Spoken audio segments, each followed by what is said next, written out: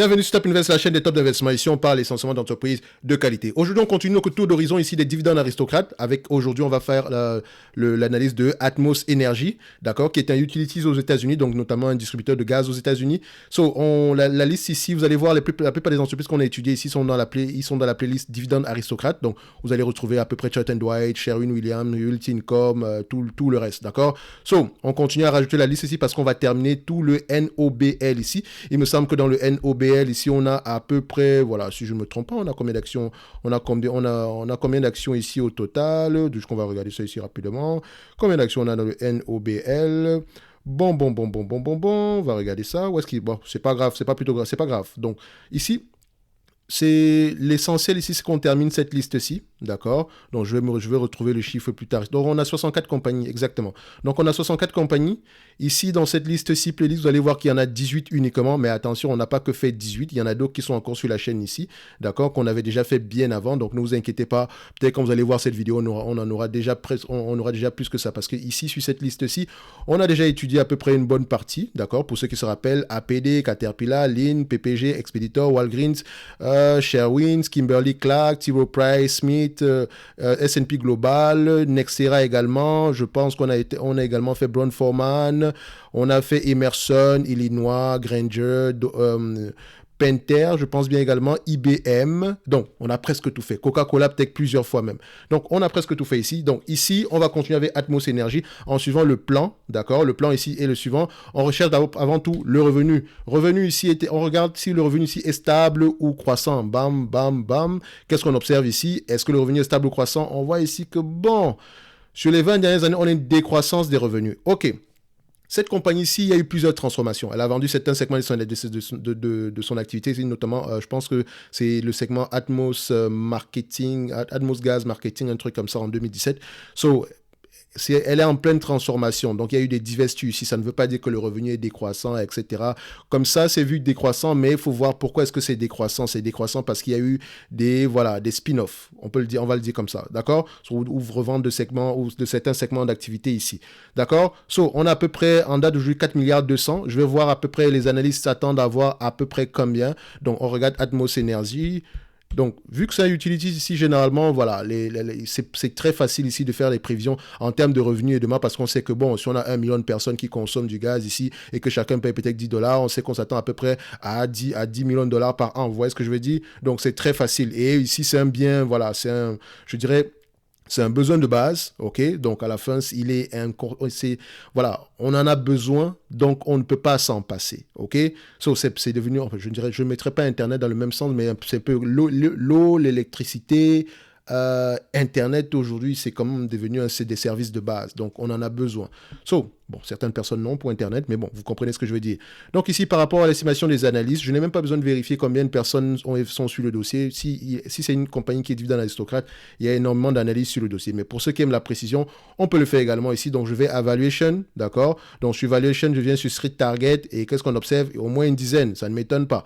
Donc on va sur Estimate ici, on essaie de regarder en termes de revenus. En 2023, les analystes attendent à voir à peu près combien. Ça reste ici des estimations. Donc ici, en 2022, son année se termine en septembre de chaque année, donc sans doute elle a déjà bouclé son année fiscale ici de 2022, donc maintenant on est sur la période 2023 vu que nous sommes au mois de décembre, donc ici, septembre 2023, ici c'est 4 milliards 360, d'accord, en prévision, 4 milliards 360, 4,36.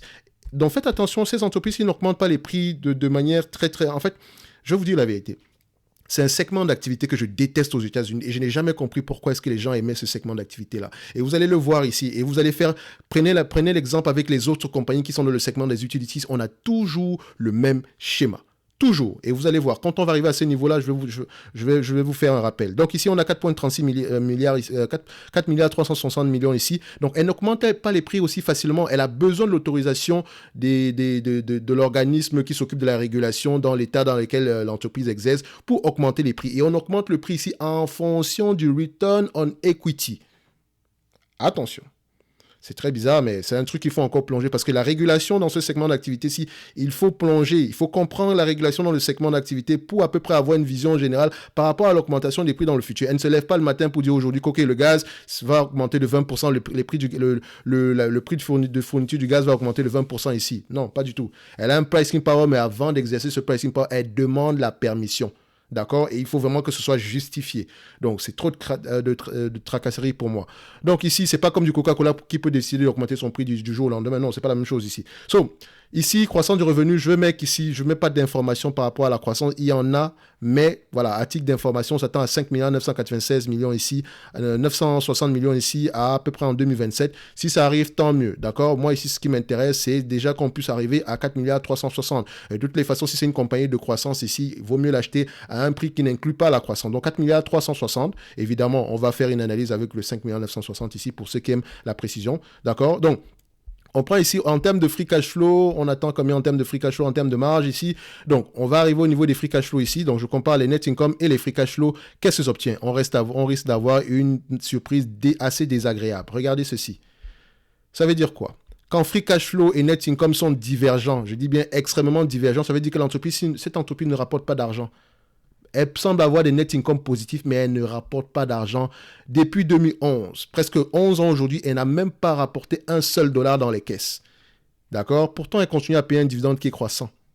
Comment est-ce qu'elle fait pour payer la dette? Vous allez le remarquer tout à l'heure. Donc, en dette d'aujourd'hui, il faut également mentionner que ce sont des entreprises ici qui ont une dépense en capital assez élevée, dont les net income ont tendance à égaler les free cash flow. En situation normale, si elle avait été bien gérée, ces net income devaient être égal à free cash flow au minimum. OK? So, je vais prendre ici les net income, mais vous comprenez déjà qu'il faut déjà prendre ce qui va suivre avec des pincettes. D'accord? Donc, ici, on va prendre les margins. Donc, en termes de margin ici, qu'est-ce qu'on observe? Donc, je prends ici. En termes de margin ici, on observe quoi? On observe ici qu'on a à peu près des marges de 18%. Donc, vous voyez qu'elle augmente.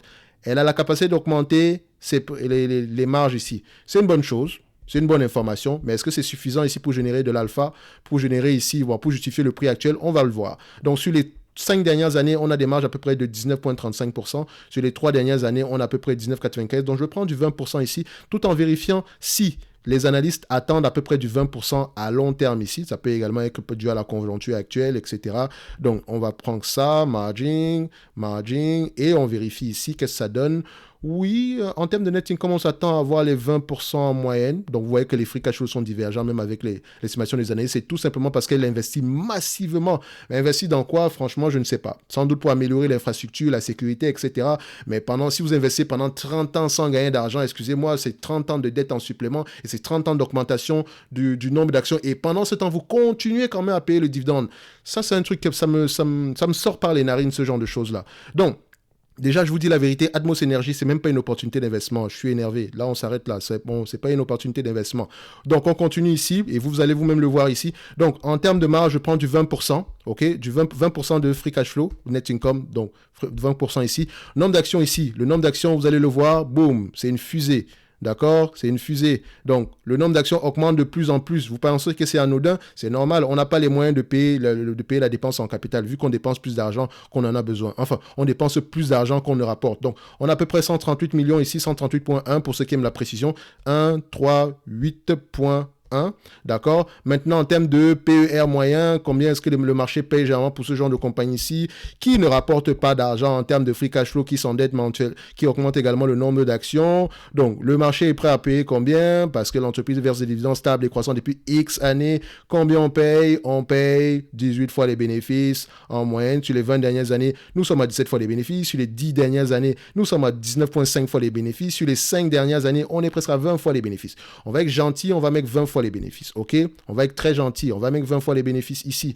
Donc, dû à la nature des actifs de l'entreprise, ici, on se dit, bon, on peut quand même mériter 10 fois les bénéfices, 20 fois les bénéfices. Donc, je vais mettre ça ici, ok?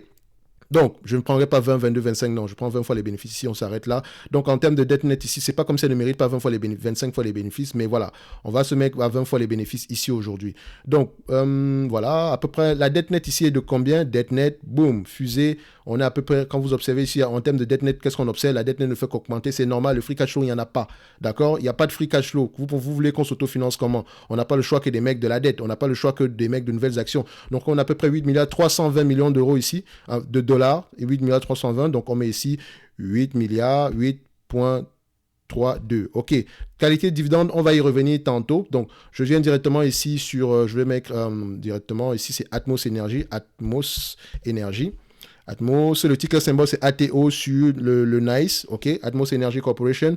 Donc on prend ça, on va sur modèle directement. Là je rappelle ici que l'outil s'appelle Finbox, ok. So, pour ceux qui viennent d'arriver sur la chaîne, l'outil s'appelle Finbox. Ici c'est ticker et là c'est Coifin. On me pose toujours la même question. Donc on revient ici. Voilà. Ok, donc je mets ici, je vais prendre 20, 22, 25 fois les bénéfices pour faire simple, hein, avec une préférence pour 20 fois les bénéfices, d'accord. Je vérifie déjà sur la dette nette ici aux alentours de 7 milliards, donc on a à peu près, on a plus de dettes en date d'aujourd'hui, c'est presque, la différence est à peu près de combien, 500 millions de, 500 millions de dollars ici, donc ça va modifier ici à peu près de 3... Ouais, on aura une différence, 3,50 $ de différence ici. Bon, de toute façon, ça ne va pas changer grand-chose. Donc, on aura une appréciation de 3,50 $ ici parce qu'on a une dette nette moins élevée à ce niveau-ci. OK, donc, c'est pas grave. On va le faire ici directement. Donc, c'est 4 milliards 360 millions multiplié par 20%, 20% ici, ça fait 872. Donc, je mets ici 872. 872 millions à 20 fois les bénéfices, moins la dette nette divisée par le nombre d'actions, ça fait 67,94 $. 67,94. Actuellement, on cote à combien? Presque 115 $. On fait également la même chose avec 25 fois les bénéfices. À 22 fois les bénéfices, on est à 80 $. Et à 25 fois les bénéfices, on est à 98 $. Donc, à peu près 99 $ par là. OK? Donc, on se dit déjà ici que l'entreprise ne représente pas une opportunité d'investement en date d'aujourd'hui. D'accord? Elle ne représente pas une opportunité d'investement en date d'aujourd'hui. En termes de dividendes, si l'entreprise ici venait à vous distribuer la totalité de dividendes ici, la totalité des bénéfices nets ici en dividende, vous allez obtenir combien? Donc on prend ici les 872 millions divisé par 16 milliards 550 qui représente ici la capitalisation boursière. Ça vous donne un rendement de 5,26%. Ça veut dire ici que si elle vous distribue la totalité des free cash flow en date d'aujourd'hui, vous aurez à peu près 5,26%. Donc le dividende ici de 2,52, il est safe. Il y a de fortes chances qu'il continue à croître parce que ça est la politique de la maison. Mais dites-vous une chose, le dividende qu'on vous verse ici aujourd'hui, en fait, on vous le reprend on vous verse de l'argent ici, on vous le reprend de l'autre côté parce qu'on vous dilue énormément sur cette compagnie-ci. Énormément. D'accord? Donc, je pense même qu'elle ne devrait même pas payer le dividende, elle devrait se concentrer ici sur le rachat, sur le remboursement de la dette ici. D'accord? Donc, comment est-ce que vous allez payer un dividende? Comment est-ce que vous pouvez payer un dividende alors que vous ne rapportez pas d'argent? C'est fou, hein? Donc, faites attention, c'est pas parce qu'une entreprise augmente ses dividendes qu'elle est forcément qualitative, non. Enfin, qu'elle est forcément structurellement stable. Parce que cette entreprise, si vous regardez la valeur d'entreprise sur EBITDA, on va vous dire ici que le dividende est sécurisé. D'accord? Mais est-ce que l'entreprise doit payer un dividende? C'est la question qu'il faut se poser. D'accord? Quand on prend ici dette nette sur EBITDA, on est à presque 5,56. Mais pour ce genre d'entreprise, excusez-moi, ne prenez pas dette nette sur EBITDA. Prenez dette nette sur EBITDA moins capital expenditure et vous allez voir une surprise. C'est voilà. Vous savez pourquoi c'est négatif? C'est tout simplement négatif parce que quand on prend le dénominateur qui est là, qui est l'EBITDA moins le capital expenditure est négatif. Tout simplement négatif parce que le capital expenditure est très très élevé. Ok? Donc Atmos Energy, c'est clairement pas une entreprise qui devrait vous intéresser en date d'aujourd'hui. OK? C'est clairement pas une entreprise qui devrait vous intéresser en date d'aujourd'hui. Si vous voulez tellement investir dans cette compagnie-ci, je vous assure, attendez au moins on va se dire une chose, attendez au moins les 68 $ par là. Je sais également qu'il y a une possibilité de croissance ici, d'accord? Donc, si on prend en considération ce qu'attendent les analystes ici, à peu près en 2027, soyons fous, 5 milliards 900, ça reste une estimation, 5 milliards 960, 20% de ce montant-là, ça représente combien? 1 milliard 192. OK? Ce 1 milliard 192, je viens ici. 1, 9, 2. À 25 fois les bénéfices, moins la dette nette. J'ai été fou, j'ai mis 25 fois les bénéfices. Moins la dette nette, ça donne ici 155 $ à l'action. D'accord? Donc, à 115 aujourd'hui, ce n'est pas une opportunité d'investement folle. D'accord? C'est pas vraiment une opportunité d'investissement folle parce on prend en considération ici les guesstimations, etc. Donc, voilà, vaut mieux être prudent à ce niveau-ci. Donc, moi, ici, si le genre d'entreprise qui pourrait m'intéresser aux alentours des 68 €, d'accord, je ne me demande pas moins que 68 € ici parce que je sais que, bon, sur cette partie-ci, voilà, il pourrait faire un effort en termes de dépenses en capital ici. Donc, il faut signifier est-ce que la dépense en capital est de croissance, etc. La dette pourrait peut être remboursée ici si l'entreprise est disciplinée. Mais c'est très commun dans ce secteur d'activité ici. Et tout est correct tant et aussi longtemps que les taux d'intérêt sont de plus en plus bas. Mais quand les taux d'intérêt vont augmenter, d'accord, les intérêts sur la dette vont augmenter. Et si les intérêts sur la dette augmentent, ils auront du mal de plus en plus à vous payer un dividende. OK? Donc, Moi, ici, c'est pas le genre d'entreprise qui devrait vous intéresser. Même si c'est un dividende aristocrate, excusez-moi, mais non, no way. Donc, ceci n'est que mon avis et non un conseil d'investissement. Et comme d'habitude, je me réserve le droit de me tromper. Faites un petit exercice. Vous allez voir que toutes les entreprises qui ont le segment des utilities ici aux États-Unis, c'est le même schéma. Ne gagnent pas d'argent. Free cash flow négatif, zéro depuis plusieurs années. Au mieux, peut-être à la limite, free cash flow égal à zéro. Net income est supérieur à free cash flow, tout simplement parce que free cash flow égal à zéro. Elle arrive à s'autofinancer au grand maximum. Tout simplement parce que voilà, elle a besoin d'augmenter encore plus les prix ou bien dépenser énormément en capital. Donc, on se dit à bientôt et faites attention à ce genre de compagnie. Merci.